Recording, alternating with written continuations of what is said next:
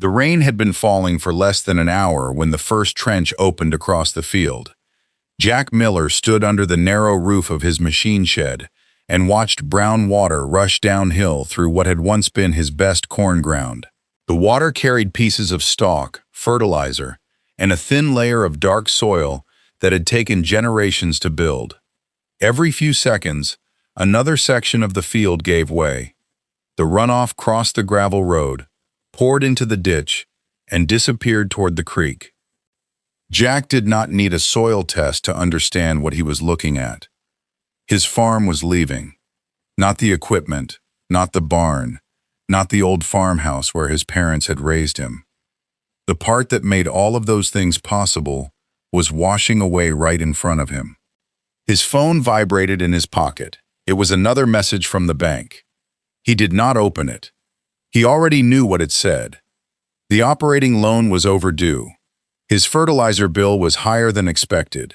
The corn crop had been disappointing again, and the soybean field on the west side had barely covered the cost of planting it. Jack looked across the muddy field and wondered how many more seasons the farm had left. Then the scene changed. 5 years later, sunlight moved across the same hillside. The soil was covered with grass. Rows of hazelnut shrubs followed the contour of the land, their branches heavy with clusters of nuts. Sheep moved quietly between the rows, grazing one section at a time. There were no deep gullies. There was no brown water running toward the road.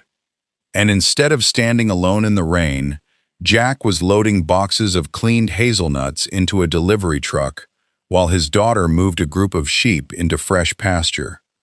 The land had not been saved by a miracle. It had been saved by a decision that nearly everyone around him thought was ridiculous. 3 years before that storm, Jack still believed the farm's main problem was bad luck. His family had worked the same ground in central Missouri for 4 generations. His great-grandfather had raised cattle, oats, hay, and a little corn. Jack's grandfather had bought the first tractor on the farm. His father had expanded the acreage and moved heavily into corn and soybeans. By the time Jack took over, the system seemed simple. Plant corn, plant soybeans, buy fertilizer, spray weeds, harvest, repeat. Some years were profitable, some were not. But Jack had always believed that if he planted on time, kept the machinery running, and worked harder than everyone else, the farm would survive. For a while, that was true. Then the costs began to climb. Diesel became more expensive. Seed became more expensive. Fertilizer became much more expensive. Repairs on the planter, combine, and tractor seemed to come at the worst possible moment. At the same time, the land seemed to require more from him while giving less in return. After heavy rain, water stood in some places and rushed away from others. During dry weeks, the soil hardened quickly. Corn leaves curled earlier in the summer. Yield still looked respectable in good years, but the profit left after paying the bills became smaller and smaller. Jack responded the way many farmers would. He pushed harder. He added more fertilizer. He worked the ground more aggressively. He rented another field, hoping more acres would spread out the equipment costs. Instead, he created more work, more debt, and more risk. His wife, Emily, handled the farm books at the kitchen table every Sunday night. She rarely complained, but Jack could tell when the numbers were bad. She would stop tapping on the calculator, remove her glasses, and stare at the same page for a long time. One evening, she turned the notebook toward him. "We can't keep doing this," she said. Jack looked at the figures and then looked away. "We just need a decent year.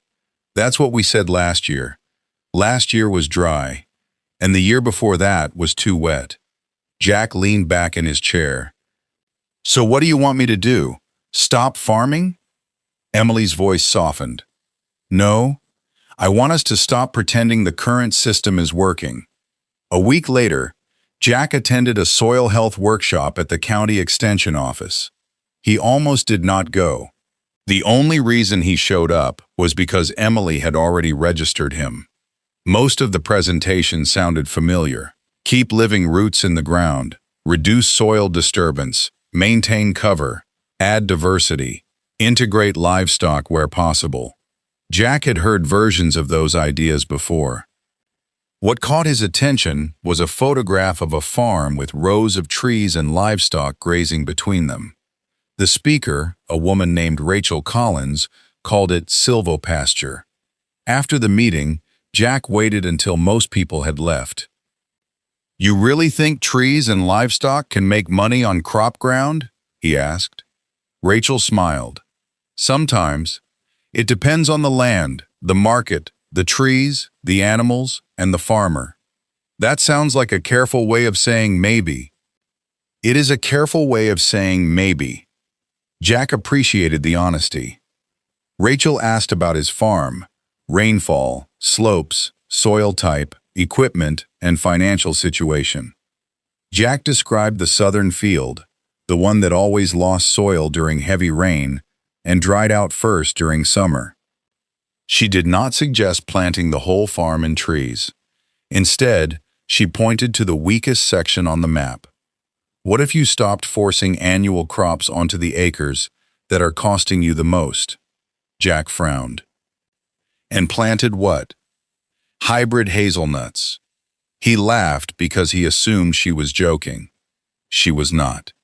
Rachel explained that hazelnuts were perennial shrubs. Once established, they could keep living roots in the soil year after year. Their root systems could help hold the ground together, and the grass between the rows could protect the surface from direct rain. The nuts could also become a marketable crop. It would not be fast money. The shrubs would need time to mature. There would be establishment costs, failed plants, weed pressure, pruning, harvesting problems, and the challenge of finding buyers. That was where the sheep came in. Rachel suggested planting the hazelnuts in widely spaced rows and establishing perennial forage between them. Once the shrubs were large enough and properly protected, sheep could graze the alleys in a managed rotation. The sheep could provide income before the hazelnuts reached full production. Their manure would return nutrients to the field. Grazing could help manage vegetation, reducing some mowing. Jack stared at the map. "So your plan is for me to stop growing corn, plant a bunch of bushes, and let sheep walk around them?" That is the oversimplified version. It sounds crazy. It might be. But how much money did that field make last year? Jack did not answer. Rachel looked at him. How much did it lose? That question stayed with him. Jack discussed the idea with Emily. She was interested, but cautious. Their daughter, Lily, who had recently returned from college, was immediately excited. His neighbor, Tom, was less supportive. "You're going to save the farm with nuts and sheep?" Tom asked, leaning against his pickup. "What's next? Alpacas and lavender?" Jack laughed with him, but the joke bothered him more than he admitted. For 2 weeks, Jack tried to talk himself out of the idea. Then another spring storm cut fresh channels through the southern field. That was the moment he decided. He would not convert the entire farm. He would start with a small section of the land that was already performing poorly. If the experiment failed, at least it would not destroy the whole operation. The first year was harder than any brochure made it look. The family marked the rows along the contour of the hill. They planted hundreds of young hazelnut shrubs. They seeded a mix of perennial grasses and legumes between them. They installed water lines, temporary fencing, and tree guards. The costs added up quickly. Then a late cold snap damaged some of the plants. Summer weeds grew faster than the young shrubs. Deer found the unprotected rows. A dry stretch forced Jack to haul water when he already had more work than he could handle. By fall, a noticeable number of the hazelnuts had died. Tom drove by slowly one afternoon and looked over the field. "That your new gold mine?"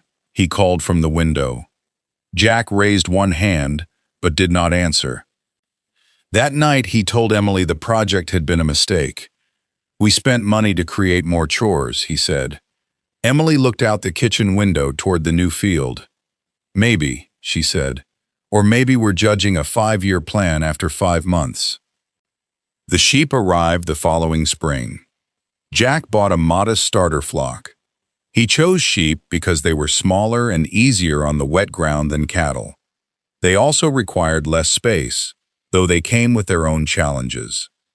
Within the first week, 3 of them found a weak spot in the fence and escaped.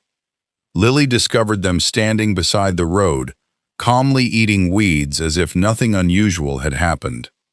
Another sheep pushed through a tree guard and chewed the leaves off a young hazelnut. Jack spent the next several days improving the protection around every row. Rotational grazing also required a different way of thinking. Instead of leaving the animals in one large pasture for weeks, the family divided the alleys into smaller sections. The sheep grazed one area briefly, and then moved to fresh forage. The grazed section was left alone to recover. At first, Jack hated moving fences. It felt inefficient. He had spent his farming career trying to cover more ground in less time. Now he was walking through pastures, checking plants, watching sheep eat, and deciding when the grass needed rest. But the daily walks forced him to pay attention. He began noticing things he had previously missed. The grass grew back differently, depending on how long the animals stayed. Areas grazed too short recovered slowly. Areas given more rest returned thicker. The sheep spread manure across the field, without the tractor, fuel, and heavy equipment required to haul it. By the second summer, the soil surface stayed cooler beneath the grass. After rain, water no longer raced across the entire field. It moved slowly through vegetation, collected behind small clumps of plant residue, and soaked into the ground.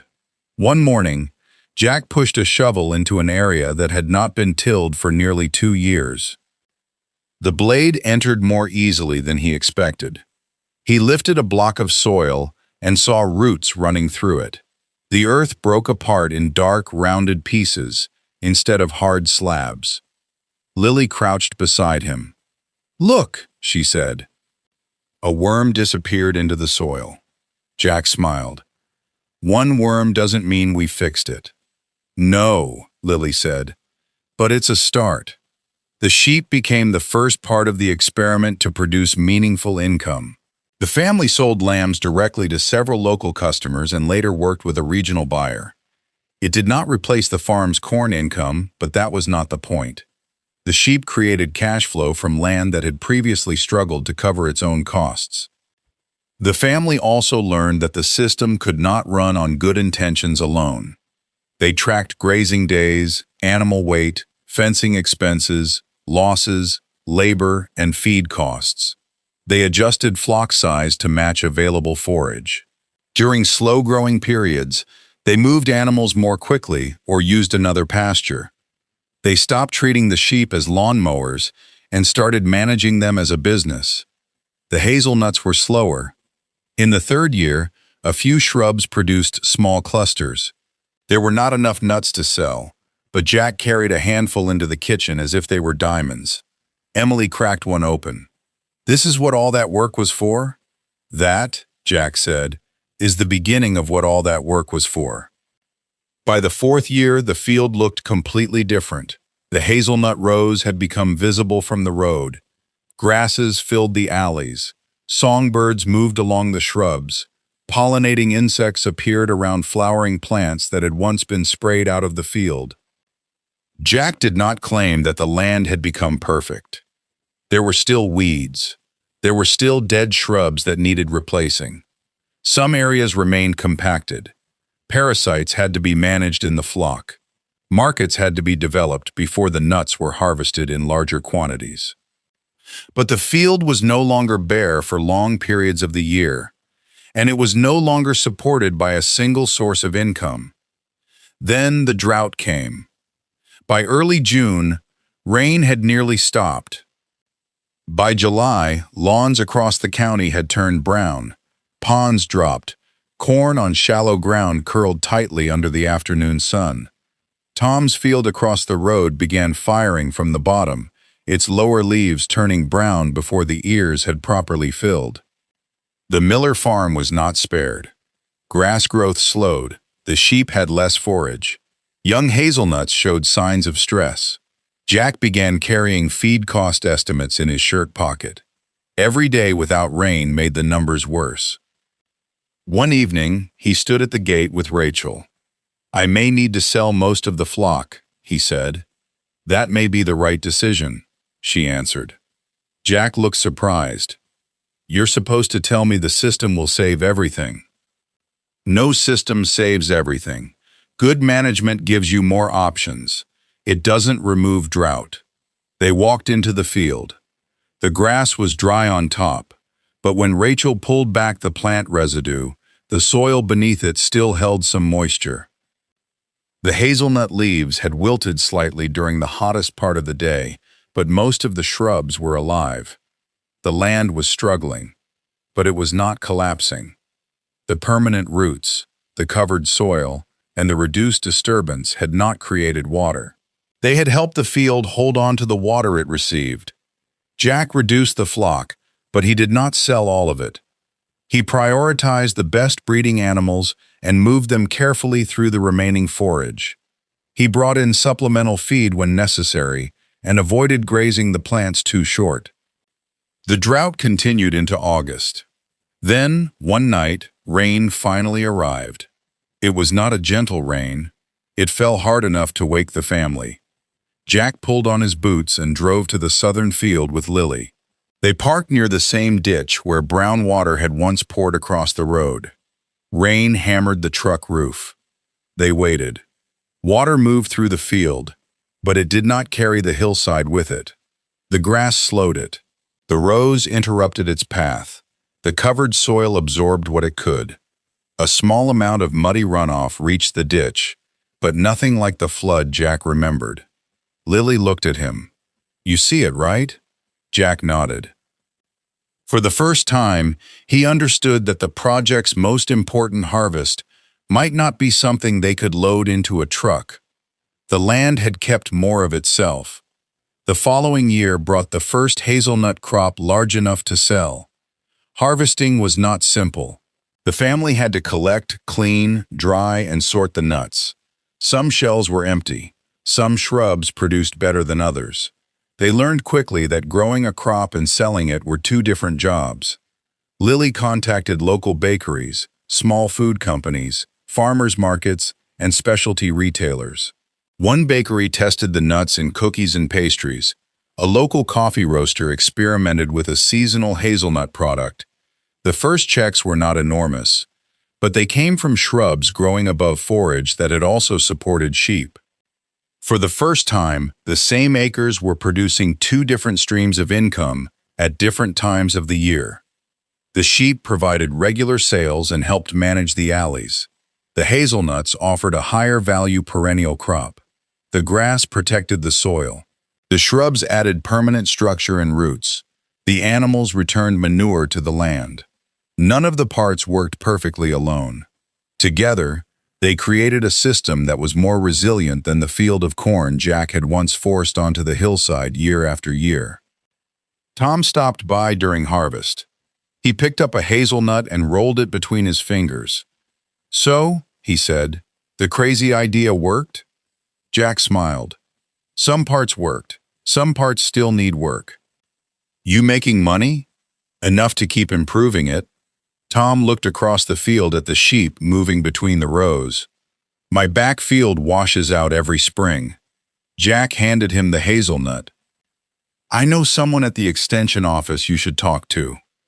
Several years later, visitors barely recognized the southern field. The hazelnut shrubs formed long green rows across the slope. Sheep grazed calmly between them. Water tanks and fencing allowed the family to move the flock efficiently. The soil stayed covered through most of the year. Jack still grew corn and soybeans on other parts of the farm. He had not rejected every machine, every annual crop, or every tool he had used before. Instead, he had become more selective. The flatter, more productive fields remained in rotation, with additional soil health practices. The vulnerable slopes were managed with perennial plants and livestock. Areas near waterways received wider buffers. The farm became a collection of systems matched to the land, instead of one system forced onto every acre. The financial change mattered. Income was now spread across grain, sheep, and hazelnuts. When one market weakened, the farm still had other products. When weather damaged one part of the operation, it did not automatically destroy everything. But the deeper change was harder to measure. Jack no longer looked at a field and saw only the crop he hoped to harvest that year. He saw water moving beneath the surface. He saw roots feeding soil organisms. He saw grass becoming lamb, manure becoming fertility, shrubs becoming nuts, and fallen leaves becoming organic matter. He saw a farm as a living system, rather than a factory with dirt underneath it. One evening after the sheep had been moved, Jack and Emily stood near the top of the hill. Below them, Lily checked a section of fence. The hazelnut leaves moved in the wind. A pair of birds disappeared into the rows.